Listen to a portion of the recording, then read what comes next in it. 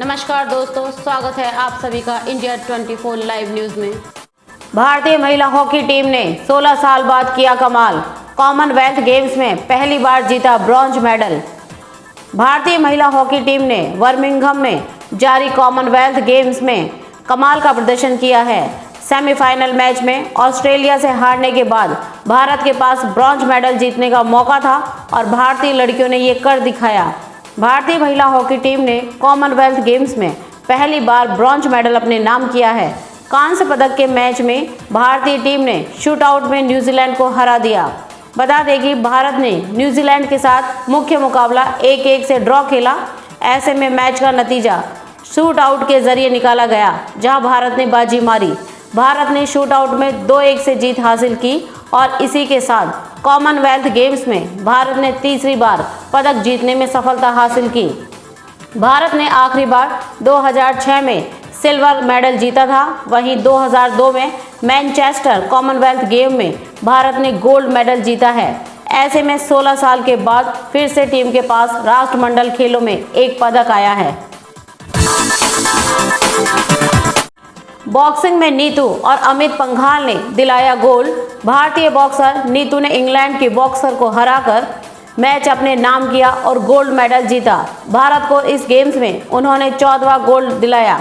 वहीं अमित पंघाल ने इस बार फैंस को निराश नहीं किया और 48 से 52 किलोग्राम कैटेगरी में देश के लिए गोल्ड मेडल जीता। उन्होंने इंग्लैंड के मैकडोनाल्ड को 5-0 से मात दी और देश को 15वां गोल्ड दिलाया। इसरो के सबसे छोटे रॉकेट SSLV की लॉन्चिंग फेल, ऑर्बिट तक नहीं पहुंच पाया सैटेलाइट। भारतीय अंतरिक्ष अनुसंधान संगठन ने आज यानी 7 अगस्त 2022 को देश का नया rocket small satellite launch vehicle launch किया है। ये लॉन्चिंग आंध्र प्रदेश के श्रीहरिकोटा स्थित सतीश धवन स्पेस सेंटर के लॉन्च पैड 1 से की गई, लेकिन रॉकेट अपने लक्ष्य तक नहीं पहुंच पाया। इसरो का कहना है कि इसके सारे चरण सामान्य रहे, लेकिन जिस ऑर्बिट में इसे स्थापित होना था वहां तक नहीं पहुंचा। वह सैटेलाइट अब किसी भी काम का नहीं रहा। इसके फेल होने की वजह का पता कर लिया गया है। अब इसके समाधान की दिशा में कार्रवाई की जाएगी। साथ ही इसरो ने कहा कि बहुत जल्द SSLV D2 लॉन्च किया जाएगा। साथ ही एक कमेटी का गठन होगा जो कि इस सैटेलाइट के फेल होने की वजह का अध्ययन करेंगी। अर्पिता के पास LIC की 31 पॉलिसी, 50,000 से ज्यादा प्रीमियम, ईडी की नजर। पश्चिम बंगाल शिक्षक भर्ती घोटाले मामले में गिरफ्तार पूर्व मंत्री पार्थ चटर्जी और उनकी करीबी अर्पिता मुखर्जी की गिरफ्तारी के मामले में LIC अधिकारियों को ईडी अधिकारियों के सवालों का सामना करना पड़ सकता है। ईडी के सूत्रों के मुताबिक अर्पिता मुखर्जी से LIC के 31 पॉलिसी पेपर्स मिले हैं, जिनका सालाना प्रीमियम 50,000 रुपये है। ज़्यादा पॉलिसी चल रही है और इनमें से अधिकतर में नॉमिनी पार्थ चटर्जी हैं। ईडी अब इस पैसे के स्रोत की जांच कर रही है। किस खाते से प्रीमियम जमा किया गया था, ईडी इसकी जांच शुरू कर दी है। बीमा प्रीमियम का भुगतान किसने किया, ईडी LIC अधिकारियों से इस पैसे का स्रोत जानने के लिए कहेगा। बता दें कि ईडी के अधिकारियों को 50 संदिग्ध बैंक अकाउंट की जानकारी मिली है। ईडी के अधिकारियों ने 8 बैंक अकाउंट को फ्रीज किया था। उनमें से करीब 8 करोड़ रुपए मिले थे। ईडी के अधिकारी उनकी जांच कर रहे हैं और पैसे के स्रोत का पता लगाने की कोशिश कर रहे हैं। अरविंद केजरीवाल ने पहली बार खेला आदिवासी कार्ड, गुजरात में किए 6 ऐलान। गुजरात विधानसभा चुनाव से पहले आम आदमी पार्टी के संयोजक और दिल्ली के मुख्यमंत्री अरविंद केजरीवाल ने आदिवासी कार्ड खेल दिया है। गुजरात में आपकी सरकार बनने पर मुफ्त बिजली और सबको रोजगार का वादा कर चुके केजरीवाल ने आदिवासी समाज के लिए 6 ऐलान किए हैं। उन्होंने आदिवासियों के लिए पैसा कानून को पूरी तरह लागू करने, ट्राइबल एडवाइजरी कमेटी के चेयरमैन को आदिवासी समाज के किसी व्यक्ति को बनाने से लेकर हर गांव में स्कूल, मुफ्त इलाज, घर, सड़क और कास्ट सर्टिफिकेट की प्रक्रिया को आसान बनाने के वादे किए हैं। गुजरात की कुल आबादी में आदिवासियों की आबादी करीब 14.8% हिस्सेदारी है और 27 सीटें अनुसूचित जनजाति के लिए आरक्षित हैं। पीएम मोदी की अध्यक्षता में नीति आयोग की बड़ी बैठक, सीएम नीतीश और केसीआर रहे नदारद। प्रधानमंत्री नरेंद्र मोदी नीति आयोग की 7वीं गवर्निंग काउंसिल की बैठक की अध्यक्षता कर रहे हैं, जो फिलहाल राष्ट्रपति भवन के सांस्कृतिक केंद्र में चल रही है। बैठक में प्रधानमंत्री नरेंद्र मोदी कृषि, शिक्षा और अर्थव्यवस्था से जुड़े मुद्दों पर मंथन कर रहे हैं। पीएम मोदी की अध्यक्षता में आयोजित इस बैठक में विभिन्न राज्यों के मुख्यमंत्री, केंद्र शासित प्रदेशों के लेफ्टिनेंट गवर्नर, केंद्रीय मंत्री, सदस्य और नीति आयोग के उपाध्यक्ष बैठक में शामिल हैं। हालांकि बिहार के मुख्यमंत्री नीतीश कुमार और तेलंगाना के सीएम केसीआर इस बैठक से नदारद रहे। 2019 के बाद पहली बार ये बैठक आयोजित की गई है। मुंह तोड़ जवाब देने की तैयारी में ताइवान, चीनी लड़ाकू विमान टारगेट पर। चीन के खिलाफ ताइवान ने भी सैन्य तैयारी को बढ़ा दिया है। ताइवान के F-16 फाइटर जवाबी हमले के लिए तैयार है। चीन की नापाक हरकतों पर ताइवान लगातार नजर बनाए हुए है। चीन के लड़ाकू जहाज ताइवान की हार्पून मिसाइल के टारगेट पर है।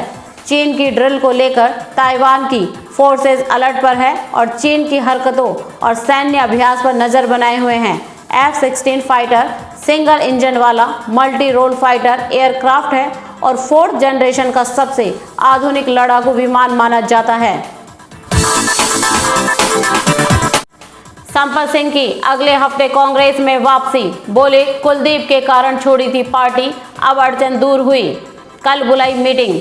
हरियाणा के पूर्व गृह और वित्त मंत्री प्रोफेसर संपत सिंह ने रविवार को अपने कार्यकर्ताओं की मीटिंग बुलाई है।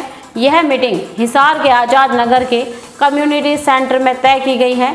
प्रोफेसर संपत सिंह का कांग्रेस में जाना तय है, क्योंकि जिस दिन कुलदीप बिश्नोई भाजपा में शामिल हुए उसी शाम को पूर्व मंत्री ने कांग्रेस महासचिव केसी वेणुगोपाल से मुलाकात की थी।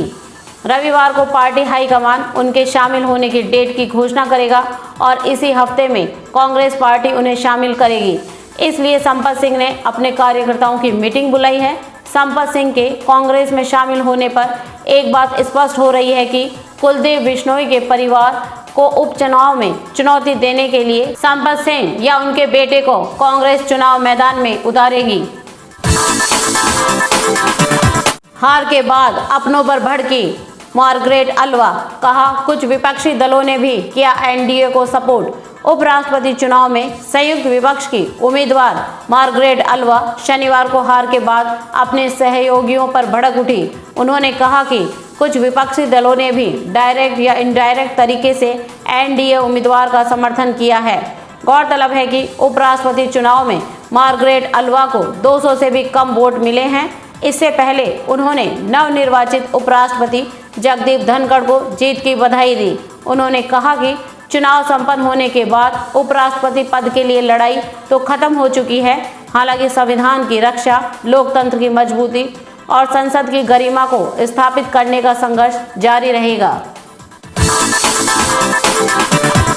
रामायण से जुड़े स्थलों को देखने का एक और मौका। 24 अगस्त से फिर शुरू हो रही है रामायण सर्किट रेल यात्रा। अगर आप भगवान राम से जुड़े सभी स्थलों के दर्शन करना चाहते हैं तो आपके पास यह मौका है। लोगों की भारी मांग पर रेलवे एक बार फिर से रामायण सर्किट रेल यात्रा की शुरुआत करने जा रही है। ये रेल यात्रा 24 अगस्त से शुरू होगी। रामायण सर्किट रेल यात्रा का सफ़र 19 रात और 20 दिनों का है। ये ट्रेन आपको भगवान राम से जुड़े सभी तीर्थ स्थलों के दर्शन कराएगी। इस दौरान आपको अयोध्या, प्रयागराज, सीतामढ़ी, जनकपुर, बक्सर, प्रयागराज, बक्सर, नासिक, हम्पी, रामेश्वरम, भद्रचलम और कांचीपुरम के दर्शन कराएंगी। रामायण सर्किट ट्रेन से 3rd AC कोच है और इसमें यात्रियों के खाने पीने की व्यवस्था है। इस यात्रा के दौरान यात्रियों को शुद्ध शाकाहारी भोजन मिलेगा। अगर आप इस यात्रा में शामिल होना चाहते हैं तो इसके लिए आपको 84,000 रुपये देने होंगे। वहीं अगर आप 2 से 3 लोगों के ग्रुप में हैं तो आपको प्रति व्यक्ति 73,500 रुपये का खर्च आएगा। वहीं बच्चे के लिए इस पैकेज का मूल्य 67,200 रुपये है। अफगानिस्तान के काबुल में एक शॉपिंग स्ट्रीट में बम धमाका, 8 लोगों की मौत की खबर, 22 घायल। अफगानिस्तान के काबुल में एक व्यस्त शॉपिंग स्ट्रीट में बम धमाका हुआ है। इस धमाके में कम से कम 8 लोगों की मौत की खबर है और 22 लोग घायल हुए हैं। हॉस्पिटल के अधिकारियों और गवाहों ने इस बात की पुष्टि की है। ये जानकारी रॉयटर्स ने दी है। बता दें कि अफगानिस्तान में तालिबानियों के शासन की शुरुआत होने के बाद से ही बम ब्लास्ट की घटनाएं बढ़ी हैं। हाल ही में काबुल में एक गाड़ी में बम विस्फोट हुआ था। अफगानिस्तान की राजधानी काबुल में एक मस्जिद के पास शुक्रवार को एक गाड़ी में बम विस्फोट होने से कम 8 लोगों की मौत हो गई थी और 18 अन्य घायल हो गए थे। तालिबान के एक अधिकारी ने यह जानकारी दी है। काबुल के पुलिस प्रमुख के लिए तालिबान द्वारा नियुक्त प्रवक्ता खालिद जादरान के अनुसार यह बम विस्फोट पश्चिम काबुल के सिया बहुल सर-ए-करे क्षेत्र में हुआ था। शुरुआती रिपोर्टों में 2 लोगों की मौत की जानकारी दी गई थी, लेकिन बाद में कुछ घायलों की मौत होने के बाद मृतकों की संख्या बढ़ गई थी।